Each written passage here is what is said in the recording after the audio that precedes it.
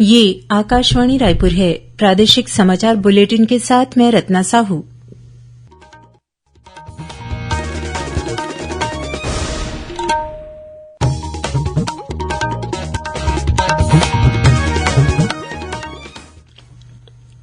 और अब पेश है आज के मुख्य समाचार।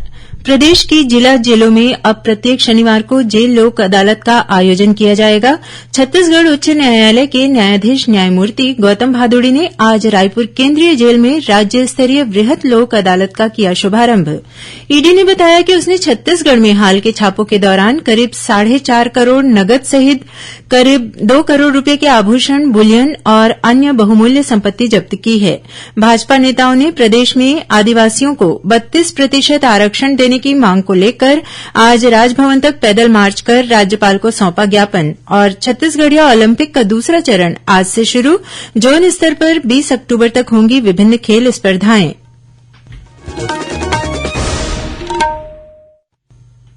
अब समाचार विस्तार से। प्रदेश की जिला जेलों में अब प्रत्येक शनिवार को जेल लोक अदालत का आयोजन किया जाएगा।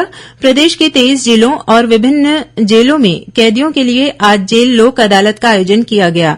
जिला विधिक सेवा प्राधिकरण द्वारा रायपुर केंद्रीय जेल में आयोजित राज्य स्तरीय वृहद जेल लोक अदालत का शुभारंभ छत्तीसगढ़ उच्च न्यायालय के न्यायाधीश और छत्तीसगढ़ राज्य विधिक सेवा प्राधिकरण बिलासपुर के कार्यवाहक अध्यक्ष न्यायमूर्ति गौतम भादुड़ी ने किया। इस दौरान उन्होंने रायपुर केंद्रीय जेल और सुधारात्मक गृह द्वारा निर्मित कलाकृतियों की प्रदर्शनी का अवलोकन किया।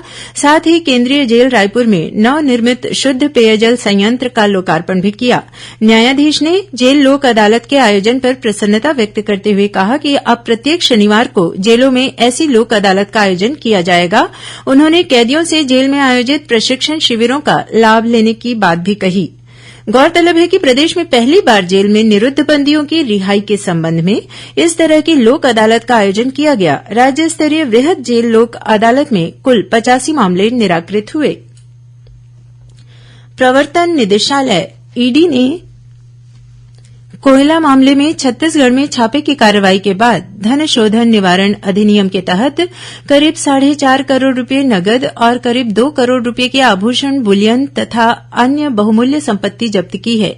एक प्रेस विज्ञप्ति में प्रवर्तन निदेशालय द्वारा बताया गया है कि छत्तीसगढ़ में कोयला परिवहन के दौरान प्रति टन 25 रूपये अवैध रूप से वसूले जाने का मामला सामने आया है। इसमें कारोबारी, वरिष्ठ अधिकारी, राजनीतिक व्यक्ति और दलाल शामिल हैं।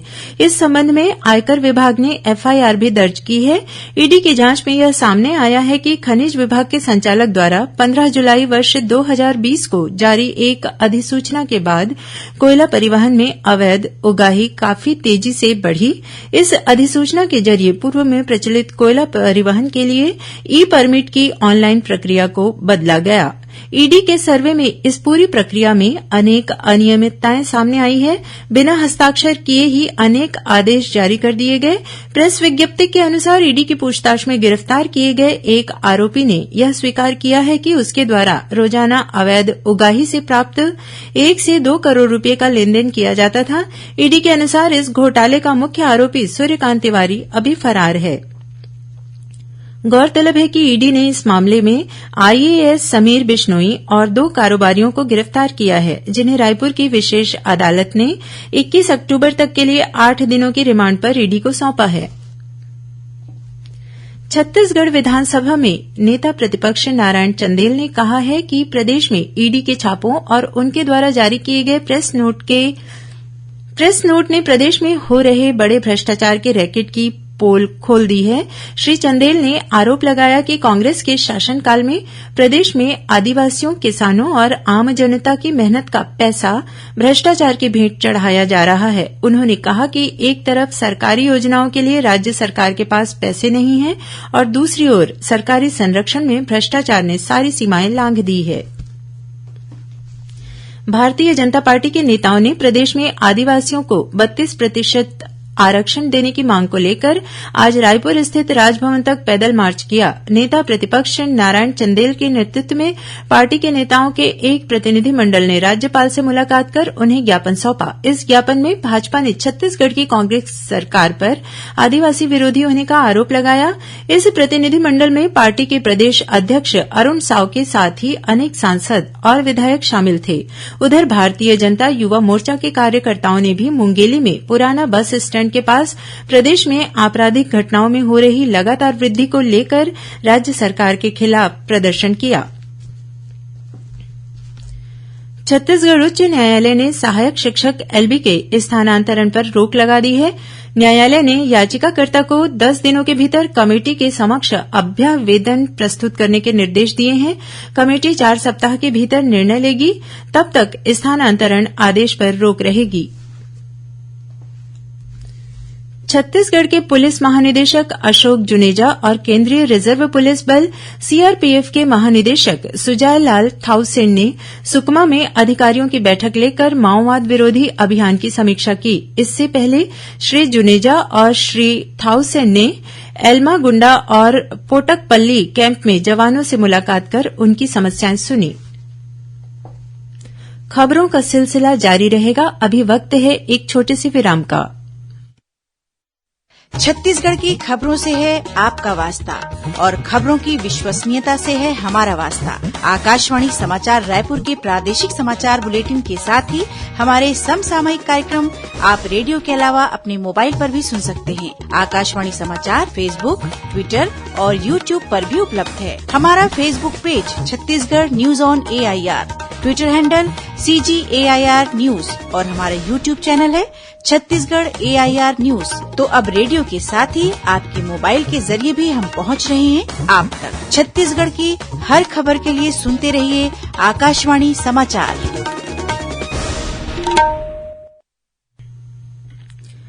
प्रादेशिक समाचार आप आकाशवाणी रायपुर से सुन रहे हैं और अब आगे बढ़ते हैं बाकी के समाचारों की ओर। श्रोताओं, आकाशवाणी के रायपुर केंद्र द्वारा कल शाम 6:30 से 6:35 तक जिले की चिट्ठी कार्यक्रम का प्रसारण किया जाएगा। समाचार एकांश के इस कार्यक्रम को छत्तीसगढ़ स्थित आकाशवाणी के सभी केंद्र रिले करेंगे। इस बार के अंक में मुंगेली जिले की गतिविधियों के बारे में जानकारी दी जाएगी। छत्तीसगढ़िया ओलंपिक का दूसरा चरण आज से शुरू हो गया है। जोन स्तर पर आयोजित दूसरे चरण की यह प्रतियोगिता 20 अक्टूबर तक चलेगी। गौरतलब है कि छत्तीसगढ़ के पारंपरिक खेलों को बढ़ावा देने, खिलाड़ियों को मंच प्रदान करने और खेलों के प्रति जन जागरूकता लाने के उद्देश्य से छत्तीसगढ़िया ओलंपिक खेलों का आयोजन 6 चरणों में किया जा रहा है। इस प्रतियोगिता के पहले चरण में राजीव युवा मितान क्लब स्तर के सफल आयोजन के बाद दूसरे चरण का आयोजन जोन स्तर पर किया जा रहा है। छत्तीसगढ़िया ओलंपिक में गिल्ली डंडा, पिट्ठुल, संखली, लंगड़ी, दौड़, कबड्डी, खो-खो, रस्साकसी, बांटी, बिल्लस, फुगड़ी, गेड़ी दौड़, भौरा, लंबी कूद और 100 मीटर दौड़ को शामिल किया गया है। रायपुर के इंदिरा गांधी कृषि विश्वविद्यालय में चल रही 5 दिवसीय अंतर्राष्ट्रीय कृषि मड़ई एग्री कार्निवल के तहत आज नवाचार और उद्यमिता पर आधारित कार्यशाला का आयोजन किया गया। इसे संबोधित करते हुए राज्य के उद्योग मंत्री कवासी लखमा ने उद्यमियों से बस्तर क्षेत्र में खाद्य प्रसंस्करण इकाइयां स्थापित करने का आह्वान किया। उन्होंने कहा कि जो उद्यमी बस्तर में ऐसी इकाइयां लगाना चाहते हैं, उन्हें राज्य सरकार निःशुल्क भूमि आवंटित करेगी। श्री लखमा ने कहा कि छत्तीसगढ़ से कृषि और लघु वनोपज आधारित उत्पादों के निर्यात की व्यापक संभावनाएं हैं। कार्यक्रम की अध्यक्षता विश्वविद्यालय के कुलपति डॉक्टर गिरीश चंदेल ने की। इंडिया ट्रेड प्रमोशन ऑर्गेनाइजेशन द्वारा नई दिल्ली के प्रगति मैदान में आगामी 14 से 27 नवंबर तक भारत अंतर्राष्ट्रीय व्यापार मेले का आयोजन किया जाएगा। इस मेले में छत्तीसगढ़ पवेलियन बनाया जाएगा। छत्तीसगढ़ पवेलियन में राज्य के सर्वांगीण विकास के लिए किए जा रहे कार्यों, उद्योग, निवेश, रोजगार, ग्रामोद्योग, वन कृषि, पर्यटन और उद्यमिता से संबंधित जानकारियों तथा उपलब्धियों का प्रदर्शन किया जाएगा। मुख्य सचिव अमिताभ जैन ने मंत्रालय में विभिन्न विभागों के अधिकारियों की बैठक लेकर इस संबंध में तैयारियां की समीक्षा की। बैठक में बताया गया कि भारत अंतर्राष्ट्रीय व्यापार मेले में इस वर्ष की theme vocal for local, local to global रखा गया है। और पेश है मौसम का हाल। छत्तीसगढ़ से मानसून की विदाई शुरू हो गई है। दक्षिण पश्चिम मानसून की विदाई रेखा आगे बढ़ते हुए बिलासपुर तक पहुंच गई है। हालांकि नमीयुक्त हवाएं आने के कारण आगामी 24 घंटों के दौरान प्रदेश में कुछ स्थानों पर हल्की से मध्यम वर्षा होने की संभावना है। वहीं एक दो स्थानों पर गरज चमक के साथ आकाशीय बिजली गिरने की चेतावनी भी दी गई है। मौसम विभाग के मुताबिक अगले 2-3 दिनों में प्रदेश के कुछ और भाग से मानसून की विदाई हो सकती है। और अब कुछ खबरें संक्षेप में। राष्ट्र आज पूर्व राष्ट्रपति डॉक्टर एपीजे अब्दुल कलाम की जयंती पर उन्हें नमन कर रहा है।